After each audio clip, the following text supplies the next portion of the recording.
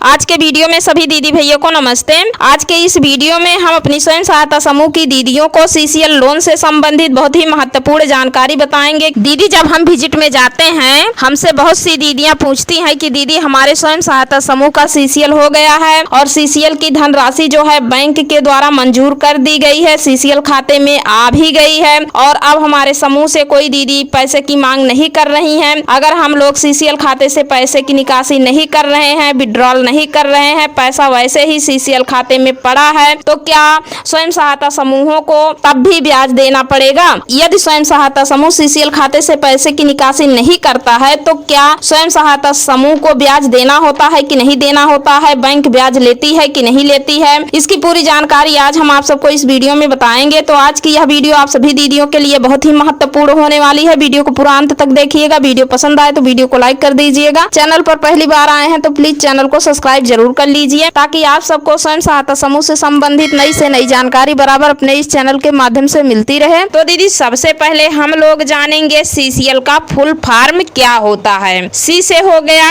Cash, अगले सी से हो गया क्रेडिट, एल से हो गया लिमिट या लिंकेज, यानी कैश क्रेडिट लिमिट या लिंकेज, यानी इसको जो है हिंदी में कहेंगे नगद साख सीमा। तो दीदी जब आपका समूह गठन के 3 महीने का अथवा 6 माह का हो जाता है और आपका समूह जो है पंचसूत्रा का पालन सफलता पूर्वक करता है, यानी नियमित साप्ताहिक बैठक, बचत, आंतरिक लेन देन, समय से ऋण की वापसी, साप्ताहिक रजिस्टर का लेखा जोखा, रजिस्टर का रख रखाव, इन पंचसूत्रा का पालन जब आपका समूह अच्छे से करता है तो समूह की दीदियां छोटा मोटा लघु उद्योग करने के लिए, उद्यम रोजगार करने के लिए अपने स्वयं सहायता समूह का बैंक में अलग से एक सीसीएल का खाता खुलवाती हैं। और ये जो सीसीएल होता है बैंक के थ्रू होता है और स्वयं सहायता समूह के नाम से ही सीसीएल होता है। जिस बैंक में आपके स्वयं सहायता समूह का खाता खुलता है ठीक उसी बैंक में आपके स्वयं सहायता समूह का सीसीएल खाता भी खुलता है, जो कि दूसरा खाता कहलाता है। और सीसीएल की धनराशि आपके स्वयं सहायता समूह के बचत खाते में ना आकर के इस सीसीएल के खाते में आती है। सीसीएल का पैसा जो होता है वह बैंक के द्वारा ही मिलता है, सरकार की तरफ से नहीं मिलता है।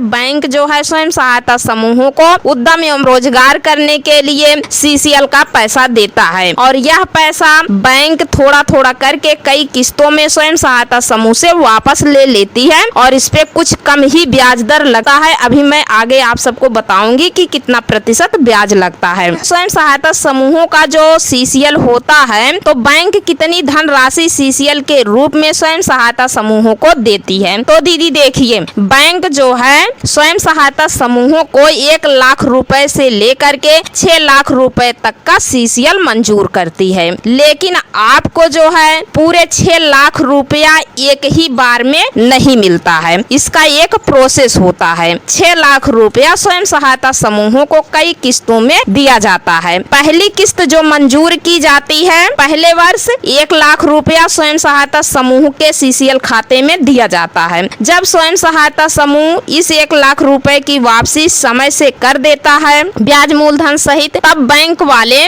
दूसरी किस्त देते हैं 2 लाख रुपया। ठीक है, इसी प्रकार से प्रतिवर्ष सीसीएल का पैसा बढ़कर स्वयं सहायता समूहों को बैंक देती है। पूरा 6 लाख रुपया कई किस्तों में स्वयं सहायता समूहों को सीसीएल के रूप में मिलता रहता है। बैंक के द्वारा स्वयं सहायता समूहों को जो सीसीएल का पैसा मिलता है तो बैंक कितना प्रतिशत ब्याज लेती है स्वयं सहायता समूहों से, इसकी जानकारी होना आप सभी दीदियों के लिए बहुत ही जरूरी है। तो दीदी देखिए, बैंक सीसीएल ऋण पर जो ब्याज लेती है 7% वार्षिक ब्याज लेती है। बैंक के माध्यम से जो ब्याज होता है सीसीएल की धनराशि पे वह वार्षिक लगता है और ये 7% ही लगता है। ठीक है, यदि स्वयं सहायता समूह 1 साल के अंदर शीघ्र भुगतान करने पर सीसीएल ऋण की वापसी 3% का अतिरिक्त ब्याज सबवेंशन भी प्राप्त होता है, जिससे ब्याज की प्रभावी दर घटकर 4% हो जाती है। अब मान लेते हैं दीदी बैंक स्वयं सहायता समूहों को 7% वार्षिक ब्याज के दर से पैसा देती है। अगर समूह 1 वर्ष के अंदर समय से ब्याज मूलधन सहित इस पैसे की वापसी कर देता है तो बैंक क्या करती है, इस 7% ब्याज में से 3% ब्याज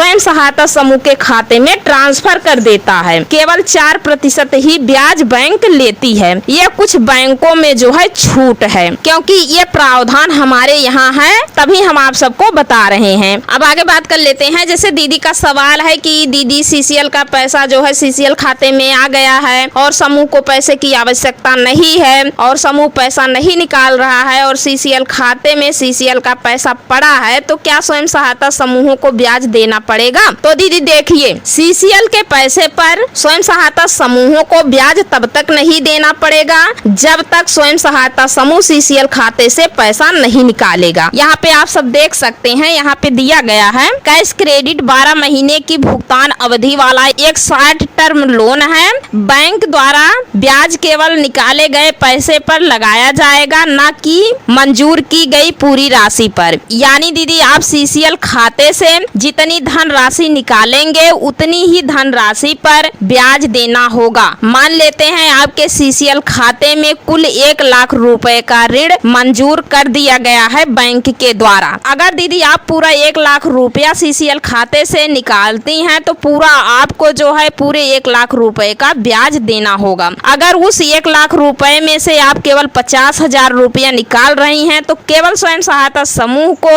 50,000 रुपए का ही ब्याज देना होगा। बाकी जो राशि सीसीएल खाते में पड़ी है उस पर स्वयं सहायता समूह को किसी भी प्रकार का कोई ब्याज नहीं देना होगा। यदि दीदी आप सब अपने स्वयं सहायता समूह का सीसीएल करवाए हैं तो सीसीएल से संबंधित कुछ महत्वपूर्ण जानकारियां हैं जो आप सभी स्वयं सहायता समूह की दीदियों को जानना बहुत जरूरी है। तो दीदी देखिए, सीसीएल खाते में प्रति माह लेन देन करना होता है, लेकिन अब बहुत सी दीदियों के मन में ये सवाल होगा कि हमारे समूह का तो सीसीएल हो गया है, लेकिन जब हमारे समूह में किसी दीदी को पैसे की जरूरत नहीं है तो प्रति माह हम लेन देन कैसे करें? तो दीदी देखिए, अगर आपके समूह से कोई दीदी मांग नहीं कर रही है पैसे की, तो भी जो समूह के पदाधिकारी होते हैं, अध्यक्ष, सचिव, कोषाध्यक्ष, वो बैंक जाएंगे, सीसीएल खाते से पैसा निकाल करके तुरंत तत्काल सीसीएल खाते में ही पैसा जमा कर देंगे। इसको टर्न ओवर कहते हैं, क्योंकि आप सीसीएल करवाए हैं तो प्रति माह आप सबको अपने सीसीएल खाते को टर्न ओवर करवाना बहुत ही अनिवार्य होता है। ठीक है दीदी, ये बैंक का नियम है। अगर आप सीसीएल खाते से पैसा निकाले हैं तो प्रति माह कुछ ना कुछ पैसा सीसीएल खाते में जमा करना होता है। जी हाँ दीदी, यदि आप लोग सीसीएल खाते से पैसे की निकासी किए हैं तो प्रति माह कुछ ना कुछ ब्याज मूलधन ले जा करके 1,000, 2,000, 3,000 जो भी हो ले जा करके सीसीएल खाते में जमा करना होता है, नहीं तो आपका जो सीसीएल खाता होता है एनपीए हो जाता है। अगर आप लोग जो है प्रति माह सीसीएल खाते में पैसे की जमा निकासी नहीं करेंगे तो दीदी आपके स्वयं सहायता समूह का खाता भी उसी बैंक में खुला है, वो खाता बैंक जो है सिक्योरिटी गारंटी के रूप में ली है कहीं ना कहीं। अगर आप लोग प्रति माह नहीं जमा करेंगे सीसीएल खाते में पैसा ले जा करके तो बैंक आपके स्वयं सहायता समूह के बचत खाते से कुछ ना कुछ पैसा काट करके सीसीएल खाते में प्लस कर लेती है। ये बैंक का नियम है, क्योंकि हमारे यहाँ जैसे बहुत से समूह सीसीएल करवा लिए हैं, किसी कारण बस अगर प्रति माह नहीं जमा कर पाते हैं, सीसीएल खाते को जो है टर्न ओवर नहीं कर पाते हैं, तो स्वयं सहायता समूह के बचत खाते से बैंक पैसा काट करके सीसीएल खाते में टर्न ओवर